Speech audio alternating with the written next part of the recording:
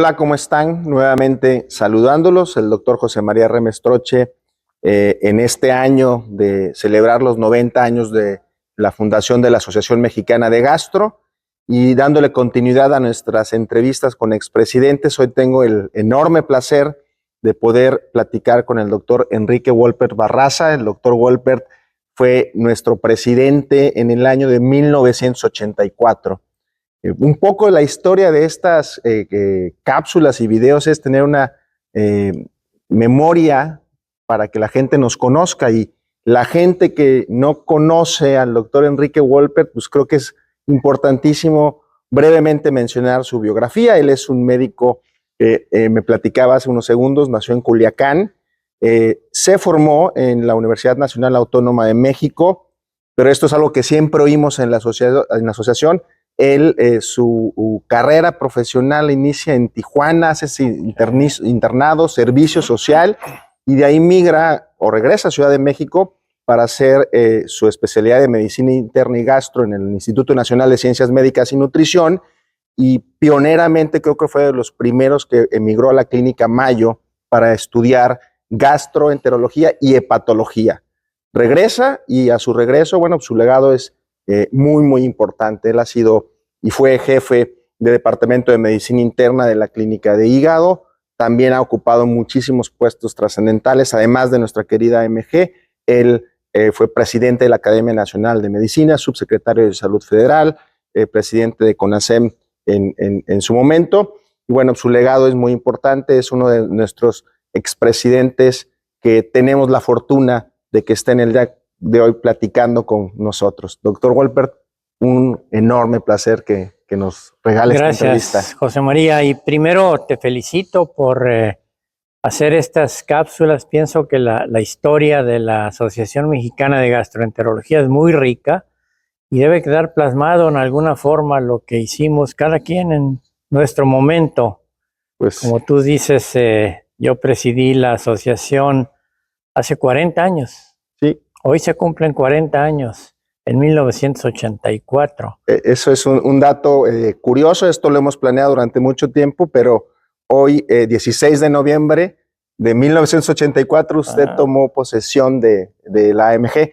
Y la pregunta inicial que me gustaría hacerles, ¿qué representó en 1984 para el doctor Wolpert Barraza ser el líder de la gastroenterología en México? Fue un reto muy importante cuando empezábamos realmente a despegar como gastroenterólogos. Teníamos un poco más de 10 años de haber regresado a México, y es cuando vas participando en las actividades de tu especialidad. Teníamos ejemplos muy valiosos en la Asociación Mexicana de Gastroenterología de quienes habían presidido la asociación. Muchos de ellos eran de nutrición, de manera que para mí representaba algo inédito. Nunca había presidido ninguna asociación, bueno, quizá la de alumnos en algún momento, de manera que ser vicepresidente primero con Alfredo Vicencio Tobar como presidente, y luego el presidente de la asociación, pues era el primer reto importante en la carrera. Afortunadamente tuve colaboradores muy distinguidos y el apoyo siempre de aquellos que habían sido presidentes, que estaban en nutrición y que eran muy generosos en sus consejos de cómo llevar adelante la asociación. Qué interesante, porque para muchos de nosotros que lo conocimos un poco más adelante en el camino, bueno, pues, usted tuvo grandes ejemplos y usted fue ejemplo para muchas nuevas generaciones. Pero interesante el hecho de que la primera asociación que preside, de tantas que ha presidido, haya sido la AMG. En ese 1984, ¿con quién trabajó? ¿Quién integró esa mesa directiva que es con el que uno busca tener un plan y accionarlo, pero con quién trabajó el doctor Wolpert? Pues tuve gente, como mencioné, muy valiosa, que me apoyaron muchísimo antes, durante y después de presidir la asociación. El vicepresidente fue Norberto Treviño García Manso. Él presidió en 1985 y si hay tiempo les comento algo de cómo él sacó adelante los trabajos de la asociación a pesar del terremoto de 1985. Tuve como secretario a un espléndido cirujano, Héctor Orozco Cepeda, que había estado ya en varias asociaciones de cirugía, y aquí él hizo un trabajo formidable como secretario. Luego el general Torres Valadez fue mi tesorero. En ellos tres diría yo que descansó una buena parte de mi actividad, fueron los que más me apoyaron, porque en las otras áreas, bueno, debo de mencionar también como secretario de actas a José Luis Sanjurjo, quien hizo muy buena labor. Y luego tesorero, tuve a alguien que había destacado mucho en su especialidad como radiólogo, como gastroenterólogo, Miguel Stoppen, pero él como tesorero realmente se preparaba para ser el tesorero en la gestión de Norberto Treviño. Muy bien. Estos nombres, pues cuando uno los escucha, pues prácticamente todos en su momento después fueron presidentes, ¿no? Sí, claro. Y eso es un poco como ese legado de lo que viene en 90 años arrastrando la AMG.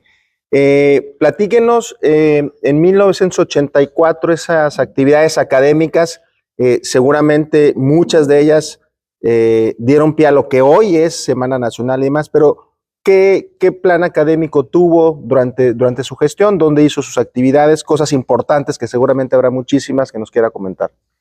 Sí, si me permites, José María, déjame decirte cómo estaba la gastroenterología en esa época y quizá algunos datos de adelantos importantísimos en medicina, no necesariamente en gastroenterología, que ocurrieron a principios de los 80. Nosotros llegamos a la asociación, a la mesa directiva, sabiendo que algunos tratamientos para el manejo de la enfermedad ulcerosa péptica se habían modificado considerablemente. Estaba algunos antagonistas de receptores H2 de histamina, como la cimetidina, que ya venían de bajada incluso.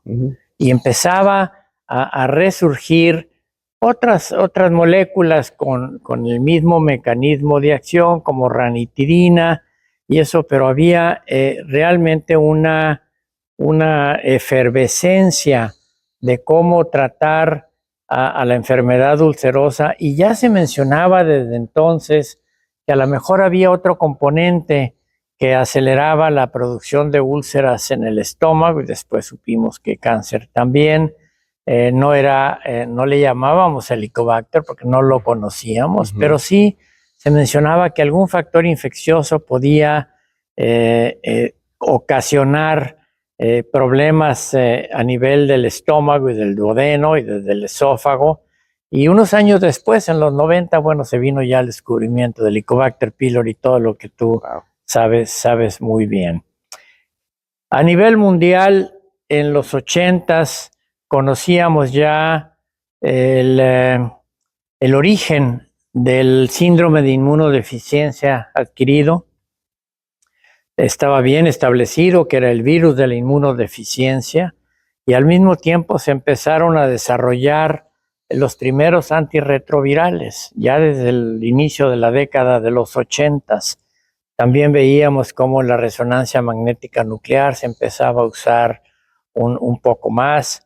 Nuestros vecinos del Instituto de Cardiología empezaban a hablar de cómo hacer tratamientos de cardiología intervencionista, poniendo stents en arterias coronarias sin necesidad de hacer cirugía a corazón abierto. En fin, había muchas cosas. La fertilización in vitro despegaba en el mundo, que pues, ayudó a muchas parejas a concebir su sueño.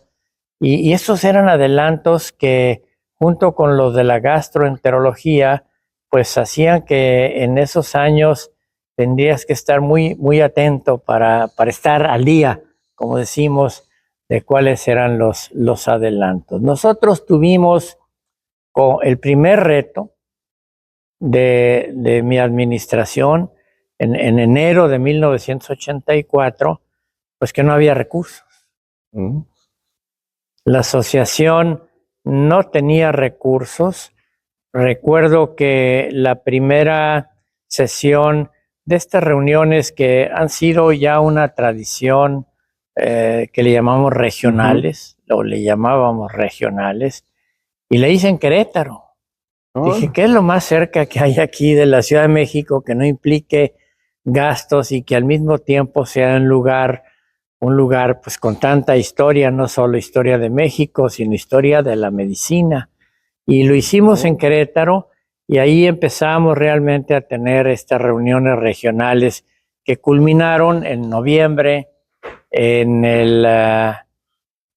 un congreso que hicimos fuera de la Ciudad de México. Ahorita, pues, no se nos ocurre que haya un congreso, a menos que sea un centenario o alguna fecha así muy, muy importante, hacerlo en la Ciudad de México.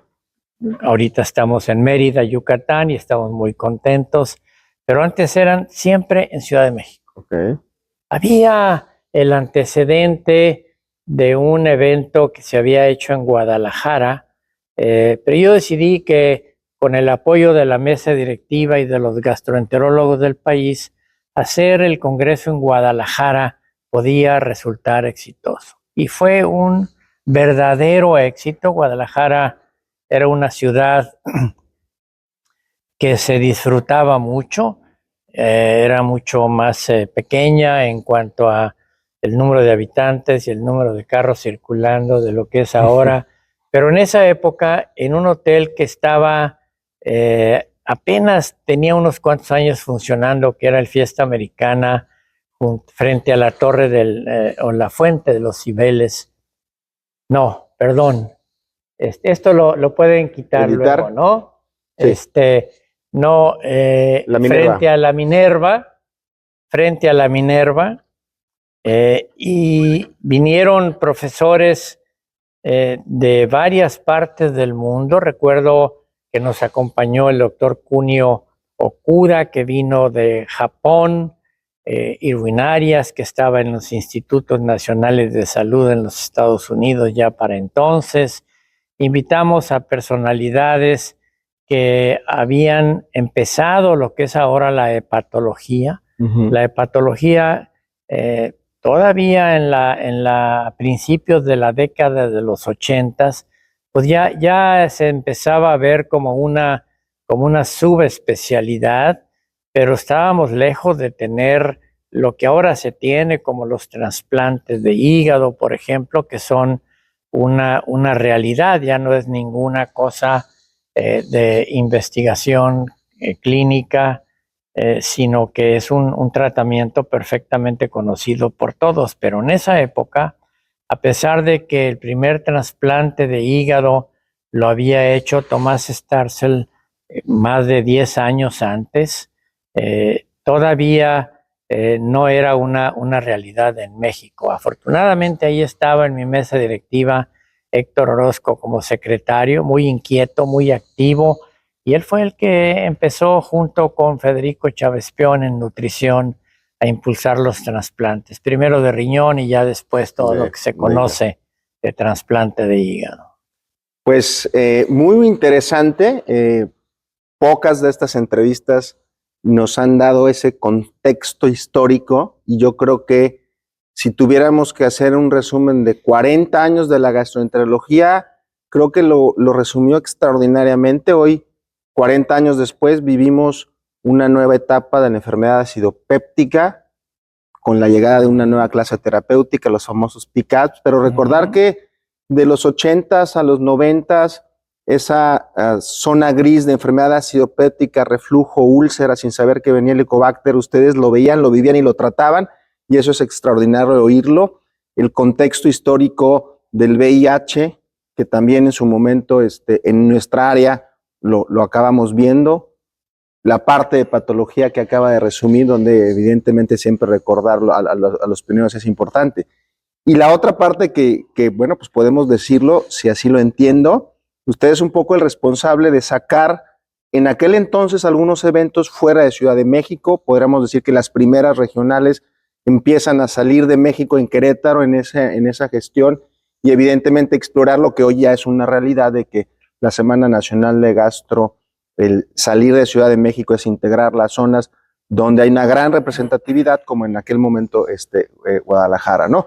Y por último, escuchar a los nombres de sus invitados en aquel entonces, ¿no? Okuda, ¿no? Que finalmente todos leemos una clasificación que resultó ser vigente al día de hoy. Yo creo que esto es sumamente importante para nosotros, escuchar las palabras, conocer parte de la historia de la asociación. Algo más en la gestión en esos años que trabajó junto con la mesa directiva que le tocó a usted, la que siguió, que creo que es importante por el momento histórico que le tocó apoyar al doctor Treviño con lo del terremoto, por ejemplo. Sí, Norberto Treviño, que es un agente muy profesional y ha tenido también diversas actividades administrativas como director médico del Seguro Social, como secretario de Salud en Tamaulipas. Pero cuando él tomó la mesa directiva en 1985, pues había toda aquella efervescencia de la que yo hablaba, de los nuevos tratamientos para úlcera péptica, y él estaba muy entusiasmado con una muy buena mesa directiva en donde estaban, ahora sí ya como tesorero, Miguel Stoppen, pero estaba Guillermo Robles apoyándolo también, que después presidió la asociación, y tenía el congreso anual prácticamente terminado en septiembre, cuando viene esta catástrofe, el terremoto del 19 de septiembre de 1985, y en muy poco tiempo tuvo que cambiar sede del Congreso, porque lo iba a hacer precisamente allí en el Centro Médico Nacional, lo que ahora es el siglo XXI del Instituto Mexicano del Seguro Social, y encontró mucho apoyo en la dirección del Hospital Central Militar y en lo que era la Escuela Médico Militar en ese tiempo, y llevó el Congreso para allá y lo pudo sacar adelante. Pero tú me preguntabas, de hecho fue tu primera pregunta, José María, ¿qué significó para mí ser el presidente de la Asociación Mexicana de Gastroenterología? Y ya te lo dije, pero ahora, si me permites, en un par de minutos te digo lo que representa 40 años después haber sido el presidente de la asociación. A lo largo de estas 4 décadas, pues he tenido varias responsabilidades y he tenido el privilegio de estar en muchas partes, en la Secretaría de Salud, en la coordinación de institutos, en el Comité Normativo Nacional de Consejos de Especialidades Médicas. Pero si quiero plantear aquí en estas cápsulas algo que verdaderamente me llena de satisfacción, es poder decirles que el haber presidido la Asociación Mexicana de Gastroenterología ha sido es mi orgullo haberlo hecho hace 40 años. Es una asociación que nunca se ha detenido, que habiendo sido fundada, como bien señalas, hace ya casi 90 años por don Abraham Ayala González y sus colaboradores, pues ha tenido una proyección en la medicina mexicana, pero además le ha dado un toque muy especial como asociación médica que no tienen otros colegas de otras asociaciones. Aquí en la Asociación Mexicana de Gastro se estimula mucho no solo la producción científica y la presentación de eventos como el que nos tiene ahora aquí en Mérida, sino algo que, y lo voy a señalar, que es la convivencia familiar de los médicos o las doctoras y sus cónyuges, el médico y su esposa. Y esto es algo que se ha cultivado a través de todos esos años y que ha permitido que los gastroenterólogos nos conozcamos todos pero también que las señoras se conozcan. Y es muy importante que el médico tenga o la doctora tenga ese estímulo que hace que estas reuniones se conviertan en algo más que solo la parte académica, científica de los congresos. Y bueno, la Asociación Mexicana de Gastroenterología ha impulsado a través de todos estos años la investigación científica. Y ahora quienes dices tú que fuimos tus maestros, pues ahora aprendemos de lo que tú haces en el Instituto de Investigación en Veracruz y leemos con mucho interés lo que has realizado y tu trabajo de ingreso a la Academia Nacional de Medicina, que fue muy bien recibido. Y eso es algo que hace que esta asociación siga siendo pues como un ejemplo a seguir para otras, porque quienes en algún momento enseñamos, pues ahora aprendemos de ustedes. De manera que sí, es mi orgullo haberla presidido. Muchas gracias por esta invitación para asistir al Congreso en Mérida y para tener esta breve charla contigo. Muchas gracias. De verdad, todas estas pláticas tienen esta parte emotiva de cómo gente tan importante percibe la asociación a lo largo del tiempo. La última, pues más que pregunta, es un mensaje que yo les pido a ustedes que nos digan a la AMG a los 90 años, en su cumpleaños. Y la AMG lo que representa los que fueron, los que estamos y los que van a venir. ¿Qué decirles a nuestros socios, a nuestra querida AMG en sus 90 años, doctor?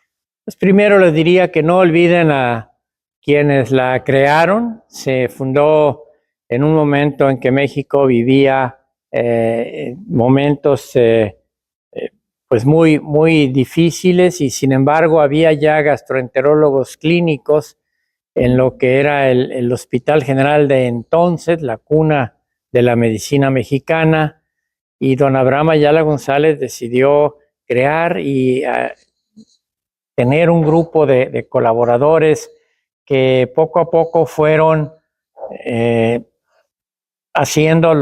construyendo lo que hoy es la asociación.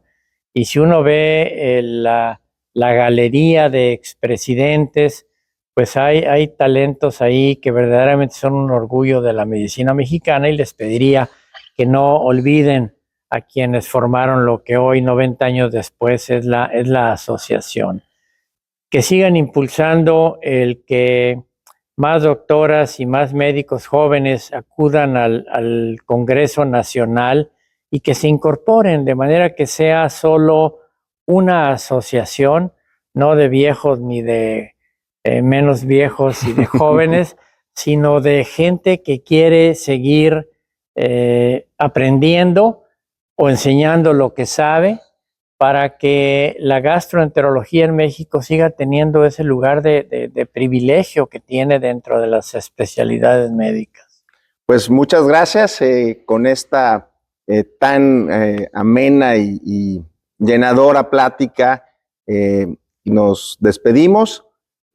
Los estamos invitando al final de cada una de estas breves conversaciones a que sigan escuchando la voz de la AMG a través de nuestros expresidentes. Hasta pronto.